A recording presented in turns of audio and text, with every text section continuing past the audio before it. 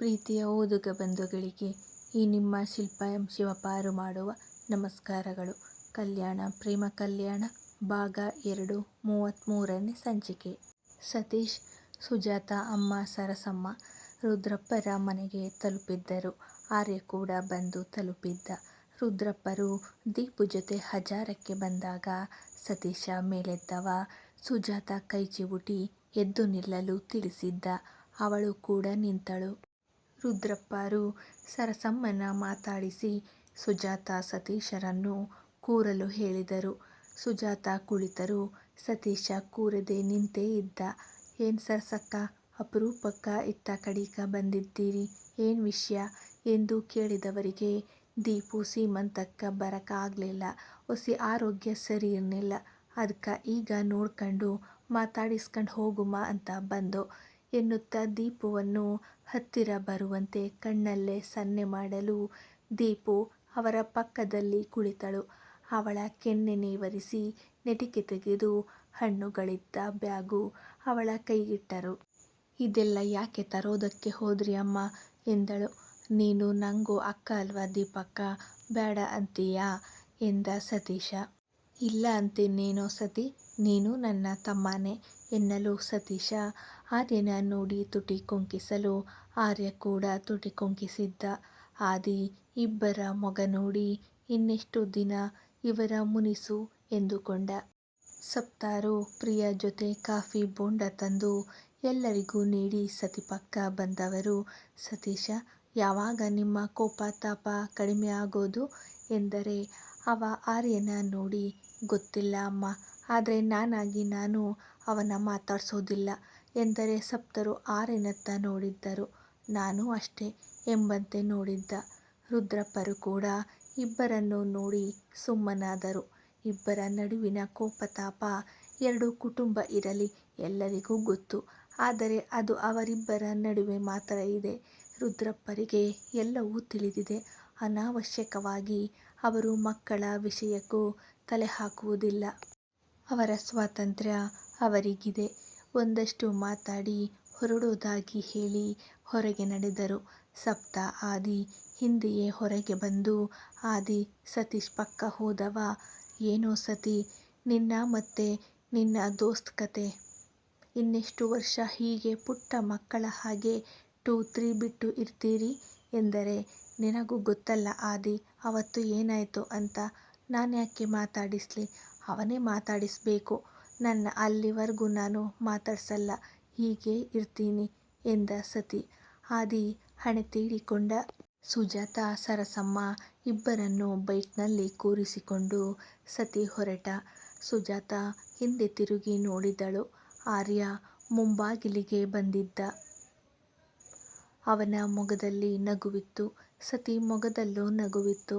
ಆದರೂ ಇಬ್ಬರಲ್ಲೂ ಮುನಿಸು ಮನೆ ಮಾಡಿತ್ತು. ಒಂದು ಕಾಲದಲ್ಲಿ ಪ್ರಾಣ ಸ್ನೇಹಿತರಾಗಿದ್ದವರು ಈಗ ಮಾತು ಬಿಟ್ಟಿರುವರು. ಕಾರಣ ಮುಂದೆ ಹೋಗುತ್ತಾ ತಿಳಿಯುವ. ಅದಾಗಲೇ ರಾತ್ರಿ ಆಗಿತ್ತು. ರುದ್ರಪ್ಪರು ದೀಕ್ಷಾ ವಿಷಯ ಎತ್ತಲಿಲ್ಲ. ಮುಸ್ಸಂಜೆ ಹೊತ್ತು ಗಂಭೀರವಾದ ವಿಷಯ ಬೇಡ ಎಂದು ಸುಮ್ಮನಾದರು. ದಾರಿಯಲ್ಲಿ ಪರಿಚಯದವನೊಬ್ಬ ಕಂಡಿದ್ದ. ಬೈಕ್ ನಿಲ್ಲಿಸಿ ಮಾತಾಡಿಸಿ ದೀಪಕ್ಕನ ನೋಡಲು ರುದ್ರಪ್ಪರ ಮನೆಗೆ ಹೋಗಿದ್ದೆವು ಎಂದ ಸತಿ. "ಏನ್ಲ ಸತೀಶ, ಆರ್ಯ ನೋಡುದ್ರ ನಿನ್ನ ದುಶ್ಮನ್ ಅಂದ್ಕಂಡು ಊರ್ ತುಂಬಾ ನಿನ್ನ ಬೈಕಂಡು ಓಡಾಡ್ತಾನ, ನೀನು ಅವರ ಮನಿಗ ಹೋಗಿ ಬಂದಿದ್ಯೆ, ತಲೆ ಕೆಟ್ಟಿದ್ದ ನಿಂಗ? ಕುಸ್ತಿ ಅದು ಇದು ಅಂತ ಭಾರಿ ಮೆರಿತಾವ್ನೆ, ನಿನ್ನ ಕಂಡ್ರೆ ಆಗೋಲ್ದು. ಸರಿಯಾದ ಸಮಯ ನೋಡಿ ನಾಕ್ಬುಟ್ಟು ಕೊಬ್ಬು ಕರಗಿಸ್ಬೇಕು ತಾನೆ ನೀನು, ಅದ್ಬುಟ್ಟು ಅವನ ಮನಿಗ ಹೋಗಿ ಬಂದಿದ್ಯಲ್ಲ ನೀನು" ಎಂದ. "ಅಮ್ಮ, ಸುಜಿ, ಇಳೀರಿ" ಎಂದ ಸತೀಶನ ಮಾತಿಗೆ ಇಬ್ಬರು ಕೆಳಗೆ ಇಳಿದರೆ ಇಷ್ಟೊತ್ತು ಮಾತಾಡಿದವನ ಕೊರಳಪಟ್ಟಿ ಹಿಡಿದು ಅವನಿಗೆ 4 ಬಾರಿಸಿ ನೆಲಕ್ಕೆ ಕುಕ್ಕಿದವ "ನಂದು ಅವನದು 1000 ಇರ್ಲಿಕಲ, ಅವನನ್ನ ಅನ್ನಕ್ಕ ಏಟ್ಲ ಪೊಗರು ನಿಂಗ, ನಾಕ್ಬುಡು ಅಂತ ನಂಗಿಯೇ ಹೇಳ್ಕೊಟ್ಟಯ್ಯ ನನ್ ಮಗ್ನೆ, ತಾಕತ್ ಅದ, ಕುಸ್ತಿನೂ ಆಡ್ತಾನ, ಕಬಡ್ಡಿನೂ ಆಡ್ತಾನ, ಮೆರಿತಾನ. ನಿಂಗೇನ್ಲ ನಷ್ಟ ಅದ್ರಿಂದ, ನಿಂಗೂ ಪೊಗರಿದ್ರ ಆಡಿ ಗೆಲ್ಲೋಗು, ನಮ್ಮ ಮುನಿಸಲ್ಲಿ ನಿನ್ನ ಬ್ಯಾಳ ಬೇಯಿಸ್ಕಳಕ ಬರ್ಬ್ಯಾಡ, ಎಲ್ಲ ಹಲ್ಲುಗಳ್ನೂ ಉದುರಿಸಿಬಿಟ್ಟೇನು. ಬಾಯಿ ಬಿಟ್ರ ಬರೀ ಸುಳ್ಳೇ ಹೇಳ್ತೀಯಲ್ಲ. ನನ್ನ ಬಗ್ಗೆ ಅವ ಕೆಟ್ಟದಾಗಿ ಮಾತಾಡಕ್ಕಿಲ್ಲ ಅಂತ ನಂಗೊತ್ತಿಲ್ವಾ? ನನ್ನ ದೋಸ್ತು ಏನ ಅಂತ ನಂಗೊತ್ತಿಲ್ವಾ? ಬೈಬೇಕು ಅಂದ್ರ ಹುಡುಕಿ ಬಂದು ಮುಂದೆ ನಿಂತು ಬೈತಾನ, ನಾಲ್ಕು ಬೇಕಾರುವೆ ಕೊಡ್ತಾನ. ಬೆನ್ನಿಂದ ನಿಂತು ಬೈಯ ಮಗನಲ್ಲ ಅವ. ಬಂದ್ಬಿಟ್ನ ನಂದೆಲ್ಲಿಡನು ಅಂತ. ಹೋಗ್ಲ ಅಟ್ಟಿ ಸೇರ್ಕ ಎಂದು ಬುಸುಗುಡುತ್ತಾ ಅವನ ನೂಕಿ ಬೈಕ್ ಏರಿದ್ದ. ಅವನ ಅಮ್ಮ ಸುಮ್ಮನೆ ಕುಳಿತರೆ, ಅಣ್ಣ, ನೀನು ಆರ್ಯ ಅವರು ಜಗಳ ಮಾಡ್ಕೊಂಡು ಮಾತು ಬಿಟ್ಟು ಒಬ್ಬರನ್ನ ಕಂಡ್ರೆ ಒಬ್ಬರು ದ್ವೇಷ ಮಾಡ್ತಿರಲ್ಲ, ಮತ್ಯಾಕೆ ಅವರನ್ನ ಬೈದ್ರೆ ನಿಂಗೆ ಕೋಪ ಎಂದಳು. ಅದೆಲ್ಲ ನಿಂಗ್ಯಾಕ, ಸುಮ್ಕ ಕೂರು ಎಂದು ಗದರಿದ್ದ. ಮನೆ ತಲುಪಲು ಅಣ್ಣನ ಕೋಣೆಗೆ ಬಂದವಳು, ಅಣ್ಣ, ನಿಂಗೆ ಗೊತ್ತು ತಾನೆ ನಾನು ಆರ್ಯ ಅವರನ್ನ ಪ್ರೀತಿಸ್ತಾ ಇರೋದು, ಮತ್ಯಾಕೆ ಅವರನ್ನ ಕಂಡ್ರೆ ಕೋಪ ಇರೋ ಹಾಗೆ ನಟನೆ ಮಾಡ್ತೀಯ? ನನ್ನ ಪ್ರೀತಿಗೆ ಸಹಾಯ ಮಾಡಬಾರ್ದಾ? ನನ್ನ ಅವರ ಪ್ರೀತಿ ಮದುವೆ ಅಂತ ನೀನು ಅವರು ಕೂಡ ಮತ್ತೆ ಒಂದಾಗಬಹುದು ಎಂದರೆ ಆ ಕರ್ಮ ನಂಗ್ ಬಂದಿಲ್ಲ. ನೀನು ಇದ್ನೆಲ್ಲ ಬಿಟ್ಟು ತೆಪ್ಪಗ ಇರು. ನಿಂಗ ಬೇರೆ ಗಂಡು ನಾನೇ ನೋಡಿ ಮದುವೆ ಮಾಡಿಕೊಟ್ಟೇನು ಎಂದ. ನಿಜ ಹೇಳು, ನಿಂಗೆ ಆರ್ಯ ಅಂದ್ರೆ ಇಷ್ಟ ಇಲ್ವೋ ಇದೆಯೋ? ವಿಚಿತ್ರವಾಗಿ ಆಡ್ತೀಯಲ್ಲ.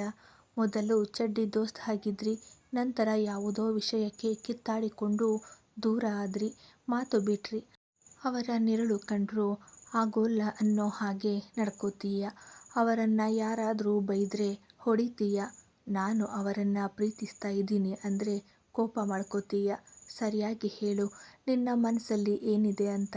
ನಿಂಗೆ ಅವರು ಬೇಡ ಅಂದ್ರೆ ನಂಗ್ಯಾಕೆ ಬೇಡ? ನಾನೇ ಅವರ ಜೊತೆ ಮಾತಾಡಿ ಮದುವೆ ಆಗ್ತೀನಿ. ನೀನ್ ಬೇಕಿದ್ರೆ ಹೀಗೆ ಇರು ಎಂದಳು ಕೋಪದಲ್ಲಿ. ಅವ ಕೂಡ ಕೋಪದಲ್ಲಿ ಹೊಡೆಯಲು ಕೈ ಎತ್ತಿ, ಹೊಡೆಯದೆ ಕೈ ಇಳಿಸಿದವ ತಂಗಿ ಭುಜ ಭದ್ರವಾಗಿ ಹಿಡಿದು, ನೋಡು, ನಾನು ಅವನು ಮಾತು ಬಿಟ್ಟಿದ್ದೀವಿ ನಿಜ.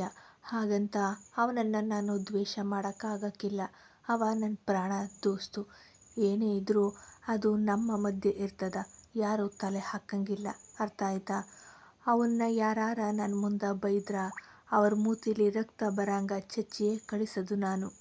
ಇನ್ನು ನೀನು ಅವನನ್ನ ಪ್ರೀತಿಸಂಗಿಲ್ಲ. ಅವ ನಿನ್ನ ತಂಗಿಯಂಗ ನೋಡ್ತಾನ. ನೀನು ಹುಚ್ಚುಚ್ಚಾಗಿ ಅವನ್ನ ಮದ್ವ ಐತೀನಿ ಅಂತ ಕುಣಿಬ್ಯಾಡ. ನನ್ನ ದೋಸ್ತು ಏನಂತ ನಂಗೊತ್ತು. ಇನ್ನೊಂದು ವಿಷಯ, ನೀನು ಅವನಿಗ ಒಳ್ಳೆ ಜೋಡಿಯೂ ಅಲ್ಲ, ಆ ಮನಿಗ ಒಳ್ಳೆ ಸೊಸೆಯೂ ಆಗಕ್ಕಾಗಕ್ಕಿಲ್ಲ. ಅವ ಅವನಿಗ ಸರಿಯಾದ ಜೋಡಿನ ಆಗ್ಲೇ ಹುಡಿಕಂಡ ಆಗದ. ಅವಳೇ ಅವನ ಜೋಡಿ. ಮಾತಾಡದೆ ಹೋದ್ರುವೆ ಅವನ ಪ್ರೀತಿ ಅವನ ಕೈ ಸೇರಾಕ ನಾನೇ ಬೇಕಾರ ಹಿಂದೆ ನಿಂತು ಸಹಾಯ ಮಾಡ್ತೀನಿ. ನೀನು ನಿನ್ನ ಹುಚ್ಚಾಸೆ ಬಿಟ್ಟು ಸುಮ್ಕಿದ್ರ ಸಾಕು. ನಂಗೊತ್ತು ನಿಂಗ ಮದ್ವ ಮಾಡದು. ಹೆಚ್ಚು ಕಡಿಮೆ ಮಾತಾಡುದ್ರ ತಂಗಿ ಅಂತಾಲೂ ನೋಡದೆ ನಾಕು ಬಿಟ್ಟೇನು ಎಂದು ಬುಸುಗುಟ್ಟಿ ಅಲ್ಲಿಂದ ಹೊರಟಿದ್ದ. ಸುಜಾತ ಮೊಗದಲ್ಲಿ ಬೇಸರ, ನೋವು, ಕೋಪ ಎಲ್ಲವೂ ಸೇರಿ ಕಣ್ಣಲ್ಲಿ ನೀರು ಜಾರಿತ್ತು. ರಾತ್ರಿ ಊಟ ಮುಗಿಸಿ ಮಲಗಲು ಹೊರಟರು. ದೀಪು ಮಂಚದ ಮೇಲೆ ಮಲಗಿದರೆ ಆರ್ಯ, ಆಕಾಶ್ ಕೆಳಗೆ ಚಾಪೆ ಹಾಸಿ ಮಲಗಿದರು.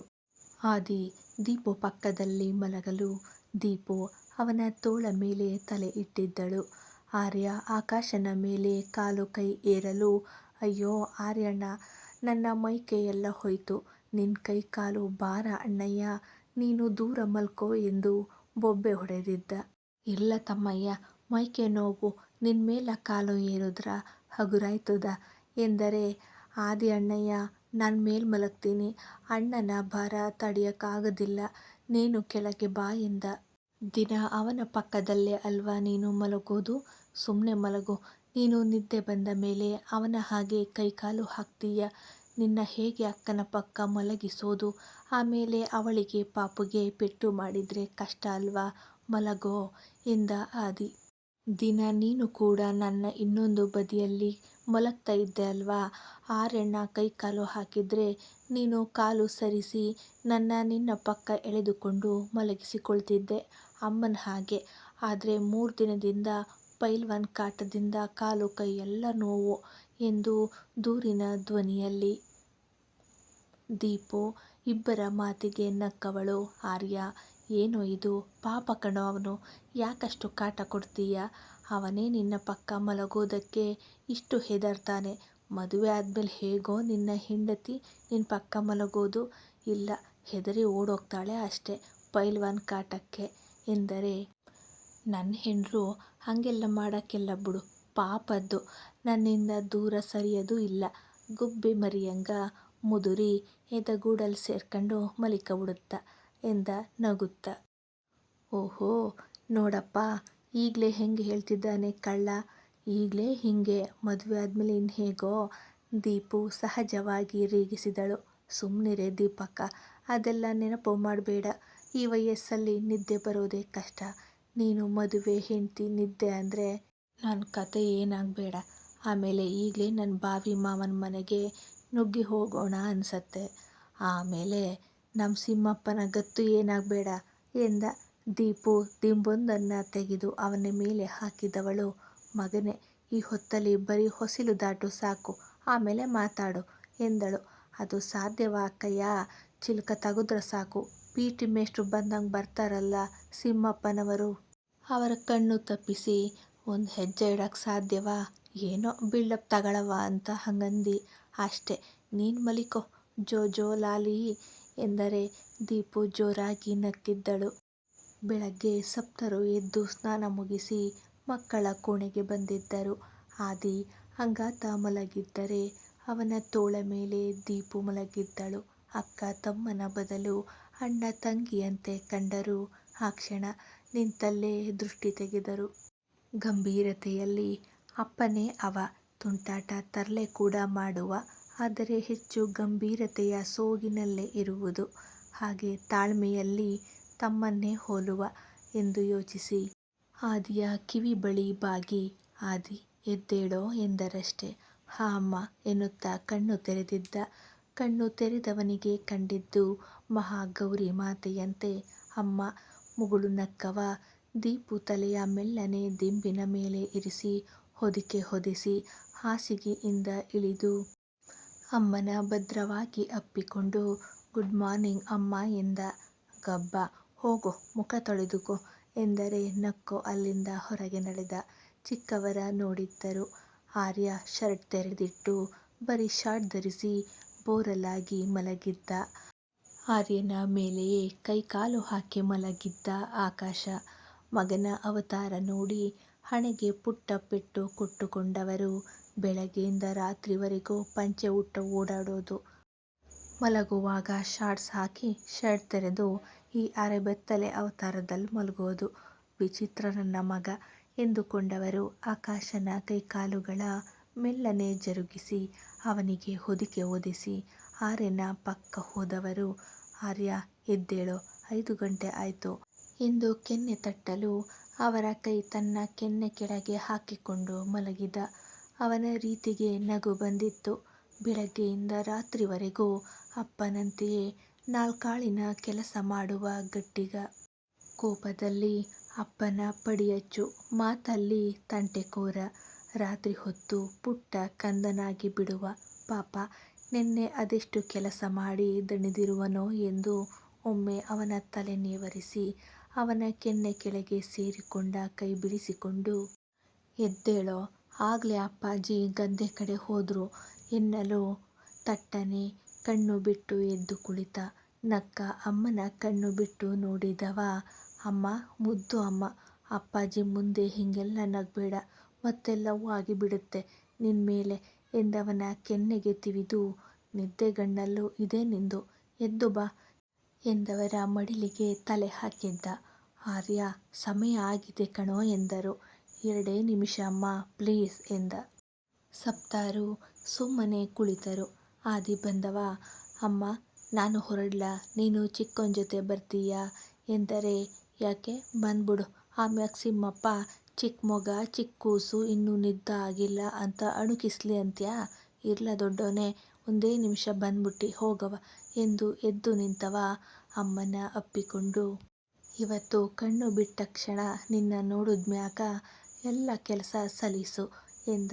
ಮಗನ ಮಾತಿಗೆ ನಕ್ಕು ಎದ್ದು ಹೋದರು. ಪ್ರಿಯರಿಗೆ ದೀಪು ಜೋಪಾನ ಎಂದು ಹೇಳಿ ಗದ್ದೆಯತ್ತ ಹೊರಟರು.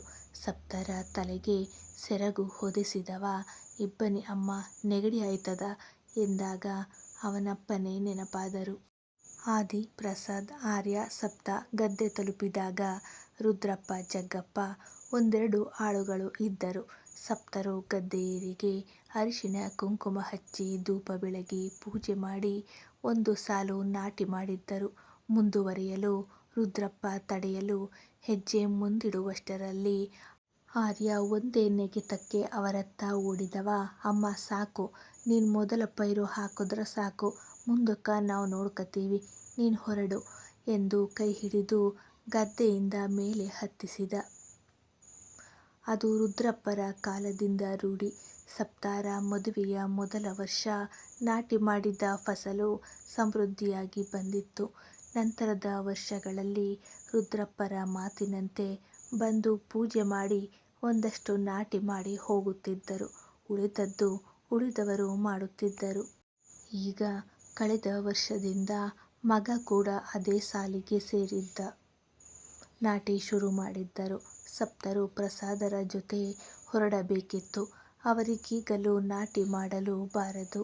ಸಪ್ತರಿಗೆ ನಾಟಿ ಮಾಡಲು ಬಹು ಇಷ್ಟ. ಆದರೆ ಸಿಂಹದ ಮರಿಗಳು ಬಿಡವು. ಮಕ್ಕಳಿಬ್ಬರು ಗದ್ದೆಯಲ್ಲಿ ನಿಂತು ನಾಟಿ ಮಾಡುತ್ತಿದ್ದರೆ ನೋಡುತ್ತಾ ನಿಂತು ಬಿಟ್ಟವರ ಹಿಂದೆ ನಿಂತ ರುದ್ರಪ್ಪ, ಸಾಕು ಸಾಕು, ಮರಿಗಳ ನೋಡಿದ್ದು, ಹೋಗು ಮನಿಗ ಎಂದರು. ನಿಮ್ಮನ್ನ ನೋಡ್ತಾ ಕೂರುವಾಗ ಸಾಕು ನೋಡಿದ್ದು ಅಂತ ಒಂದು ದಿನವೂ ಹೇಳ್ಲಿಲ್ಲ ನೀವು. ನನ್ನ ಮಕ್ಕಳನ್ನ ನೋಡಿದ್ರೆ ಮನೆಗೆ ಹೋಗು ಅಂತೀರಾ ಛೇಡಿಸುವಂತೆ ಹೇಳಿ ನಕ್ಕಿದ್ದರು. ನನ್ನ ನೋಡ ಧೈರ್ಯ ಹಕ್ಕು ನನ್ ಗೌಡ್ತಿಗೆ ಅಲ್ವೇ ಇರದು. ನನ್ ಮೊಲದ ಮರಿ ನನ್ನ ನೋಡಕ್ಕೆ ಹೊಲ ಗದ್ದೆಗ ಬತ್ತುದ ಅಂದಾಗ ಬ್ಯಾಡ ಅಂತ ಯಾಕನ್ನನು. ಮರಿ ಸಿಂಹಗಳ ನೀನೇ ನೋಡ್ಕ ಇದ್ರ ಸಾಕ, ಅವರನ್ನ ನೋಡಕ ಮುಂದ ಬತ್ತಾರ, ಅವರು ನೋಡ್ಕತಾರ, ನೀನ್ ಹೊಂಡು ಎಂದರೆ ಸಪ್ತರು ಮುಗುಳು ನಕ್ಕಿದ್ದರು. ದೊಡ್ಡೋನು ಚಿಕ್ಕೋನು ಸನ್ನೆ ಮಾಡಿಕೊಂಡು ಅಪ್ಪಾಜಿ ಅಮ್ಮನ ನೋಡಿ ನಕ್ಕಿದ್ದರು. ಸಾಕು ಕಂದ್ರಲ, ನನ್ ಅಣ್ಣಯ್ಯ ಅತ್ಕವ್ವಂಗ ದುಷ್ಟಿ ಆದೀತು, ದುಷ್ಟಿ ತಗಿಯಾಕ ದೊಡ್ಡವ್ವ ಬೇರೆ ಇಲ್ಲಿಲ್ಲ ಜಗ್ಗಪ್ಪ ನಗುತ್ತಾ ನುಡಿಯಲು ಆರ್ಯ ಜಗ್ಗಪ್ಪನ ಪಂಚೆ ತುದಿ ಹಿಡಿದು ಎಳೆದಿದ್ದ. ಪಂಚೆ ಜಾರಲು ಲೋ ಚಿಕ್ಕೋನೆ, ಅಣ್ಣಯ್ಯನ್ನ ಕೂಗ್ತೀನಿ ಇರು ನಿಂಗ ಎನ್ನಲು ರುದ್ರಪ್ಪರು ಅದಾಗಲೇ ಇವರ ಆಟ ಕಂಡವರು ಪಂಚೆಯನ್ನ ಕಚ್ಚೆಯಂತೆ ಕಟ್ಟಿ ಗದ್ದೆಗೆ ಇಳಿಯಲು ಮರಿಗಳು ತೆಪ್ಪಗೆ ಕೆಲಸ ಮುಂದುವರಿಸಿದವು. ಸಪ್ತರು ನಗುತ್ತಾ ಪ್ರಸಾದ್ ಜೊತೆ ಹೊರಟರು. ಕತೆ ಇಷ್ಟವಾಗ್ತಿದ್ರೆ ಓದಿ, ವಿಮರ್ಶೆ ನೀಡಿ, ಸಬ್ಸ್ಕ್ರೈಬ್ ಮಾಡಿ, ಪ್ರೋತ್ಸಾಹಿಸಿ. ಕತೆ ತಡವಾಗಿದ್ದಕ್ಕೆ ಕ್ಷಮೆ ಇರಲಿ.